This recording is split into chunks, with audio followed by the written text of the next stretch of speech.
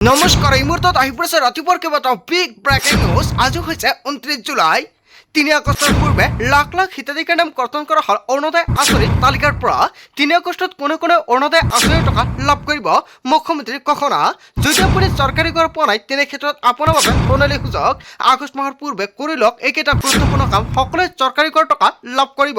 যদি আপোনাৰ ration card আছে 1 আগষ্টত নতুন নম্বৰ লাভ কৰিব ৰেচনৰ সামগ্ৰী। ৰেচন কাৰ্ড থাকিলে আজি কৰক এইকেইটা গুৰুত্বপূৰ্ণ কাম। আত্মগোটৰ প্ৰতিজন মহিলাক 10 লাখ টকা পৰ্যন্ত ঋণৰ সুবিধা প্ৰদান কৰিব মুখ্যমন্ত্ৰী ডক্টৰ হিমন্ত বিশ্ব শৰ্মাই। কৃষকৰ বেংক একাউণ্টত পোনে 11,000 টকা সোমাই দিয়া হ'ব।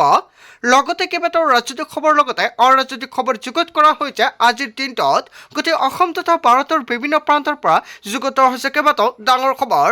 এনেবোৰ খবৰ নিতৌ পাই থাকিবলৈ চেনেলটি ছাবস্ক্ৰাইব কৰি ভিডিঅ'ত এটা লাইক কৰিবলৈ নাপাহৰিব। আজিৰ আমাৰ প্ৰথম লক্ষ্য গুৰুত্বপূৰ্ণ খবৰ হৈছে অসমবাসীৰ বাবে এটা ডাঙৰ খবৰ। ৰাজ্যত কৰ্তন কৰা হ'ব লাখ লাখ ভুৱা অৰুণোদয় হিতাধিকাৰীৰ নাম। ভুৱা হিতাধিকাৰীক লৈ একশ্যন মোডত জয়ন্তমোলা বৰুৱা। হয়, মন্ত্ৰী জয়ন্তমোলা বৰুৱাই অৰুণোদয় আঁচনিক লৈ কৰিছে বৃহৎ ঘোষণা।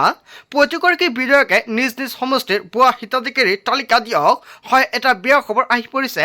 যদি আপুনি ভুৱা হিতাধিকাৰী, আপুনি অৰুণোদয় আঁচনিৰ সুবিধা লৈ আছে নেকি, তেনে ক্ষেত্ৰত তালিকাৰ পৰা আপোনাৰ নাম কৰ্তন কৰা হ'ব।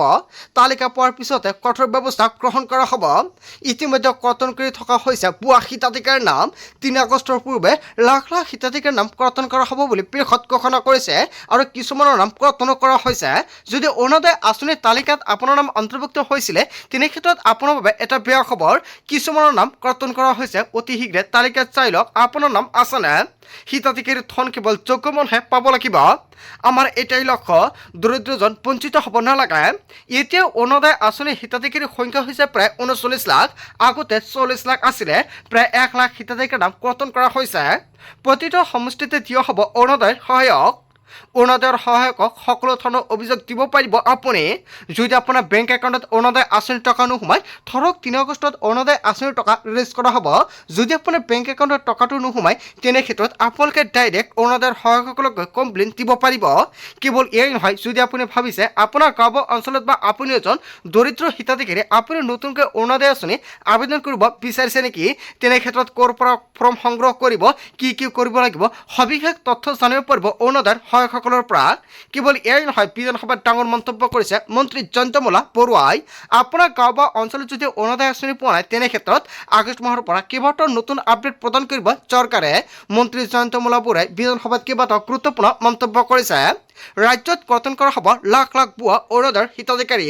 আপোনাৰ গাঁও বা অঞ্চলত বা আপুনি যদি ভুৱা হিতাধিকাৰী তেনে ক্ষেত্ৰত তালিকাৰ পৰা আপোনাৰ নাম পোনে কৰ্তন কৰা হ'ব। তাৰ পিছত অসমবাসী ৰাজ্যক জনাইছে আমাৰ পৰৱৰ্তী খুবেই গুৰুত্বপূৰ্ণ খবৰ। লগতে এটা ডাঙৰ খবৰ, ধৰ্মেন্দ্ৰ প্ৰধানৰ কাৰ্যকালত 21গৰাকী ছাত্ৰ ছাত্ৰীয়ে জীৱন দিলে, কিন্তু সেইগৰাকী ধৰ্মেন্দ্ৰ প্ৰধানক মালা পিন্ধাই আদৰিলে জনালে বিজেপিয়ে। এনেকুৱাকৈ গৌৰৱ গগৈয়ে কেইবাটাও বৃহৎ মন্তব্য কৰিছে। পাকিস্তানৰ বিৰুদ্ধে যুদ্ধ জয় কৰি অহাৰ দৰে আদৰি জনালে। বিজেপিৰ সাংসদৰ লাজ নাই।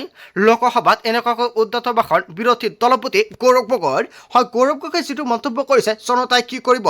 যদি জনতাৰ কিবা মন্তব্য কৰিব লগা থাকে আপোনালোকৰ মন্তব্যটো নিশ্চয় কমেণ্ট বক্সত জনাই দিব। দেশজুৰি চৰ্চাত গৌৰৱ গগৈ। বিজেপি চৰকাৰৰ দিনত শিক্ষা ব্যৱস্থা ধ্বংস হৈ গৈছে। আজিৰ তাৰিখত দেশৰ যুৱ প্ৰজন্ম শংকিত হৈ আছে। নিজৰ ভৱিষ্যত অন্ধকাৰ দেখিছে ছাত্ৰ ছাত্ৰীয়ে। বয় শংকাৰ মাজতে জীৱন পাৰ কৰিছে শিক্ষাৰ্থীয়ে। নিজৰ অধিকাৰৰ বাবে কৰা ছাত্ৰ ছাত্ৰীৰ প্ৰতিবাদ দমন কৰিবলৈ চেষ্টা কৰা হ'ল। ছাত্ৰ ছাত্ৰী আন্দোলন মষিমূৰ কৰিবলৈ বৰ্বৰতাৰে আক্ৰমণ কৰা হ'ল। বিহাৰত AK-47 ব্যৱহাৰ কৰিলে আৰক্ষীয়ে।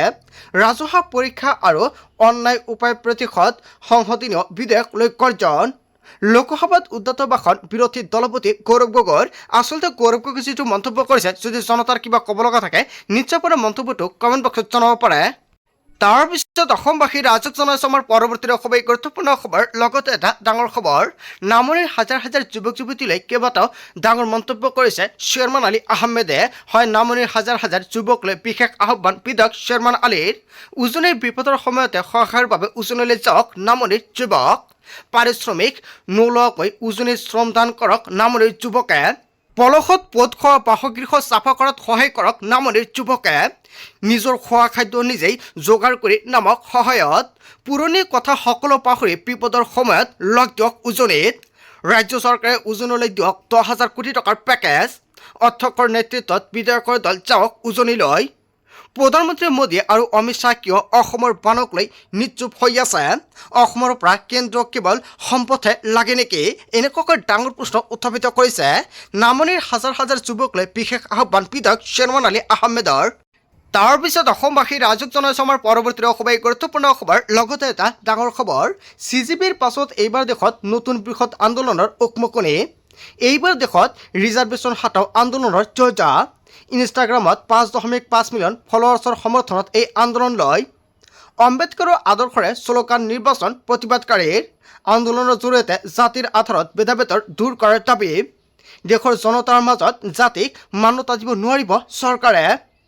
কেৱল এয়াই নহয়, চৰকাৰক লৈ কেইবাটাও বৃহৎ মন্তব্য কৰিছে। ব্ৰহ্মৰ SC/STৰ মৰ্যাদাৰে নাগৰিকৰ পৰিচয় দিব নোৱাৰিব।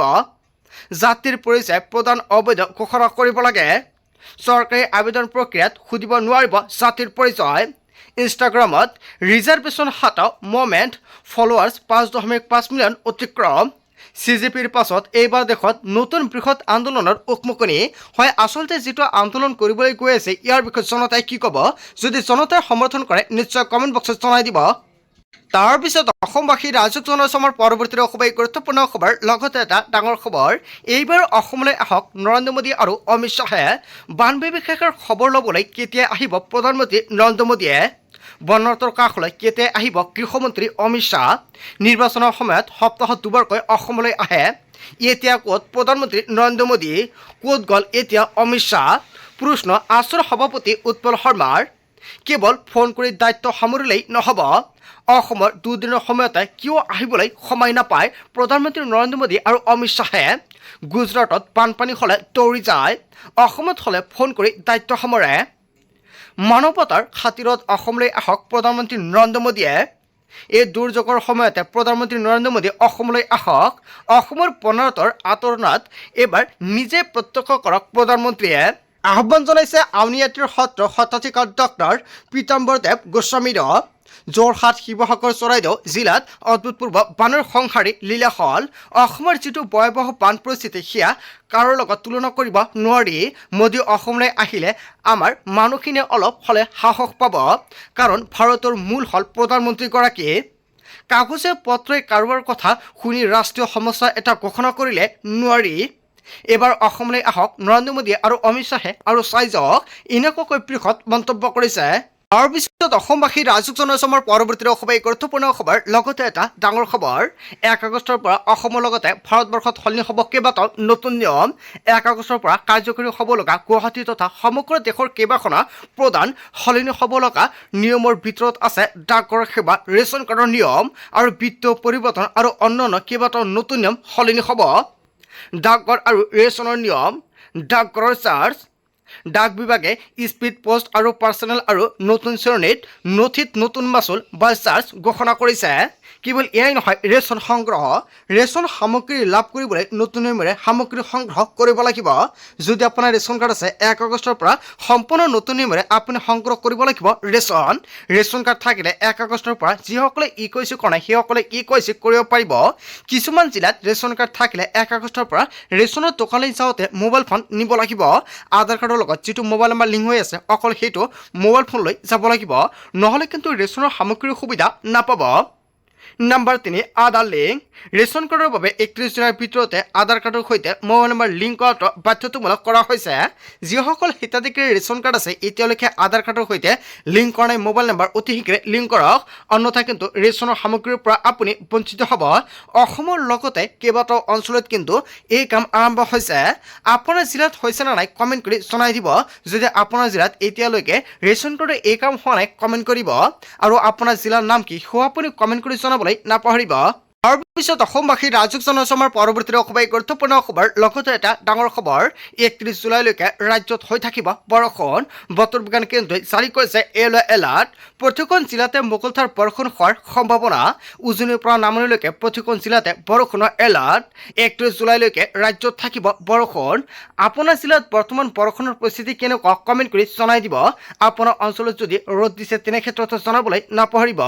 আজিৰ মূল ভিডিঅ'খনত আপোনালোকক এইখিনি সৰু কেইটামান ইনফৰমেশ্যন দিবলগীয়া আছিলে। ভিডিঅ'টি ভাল লাগিলে লাইক, কমেণ্ট, শ্বেয়াৰ কৰি দিয়ক। So thank you for watching full video.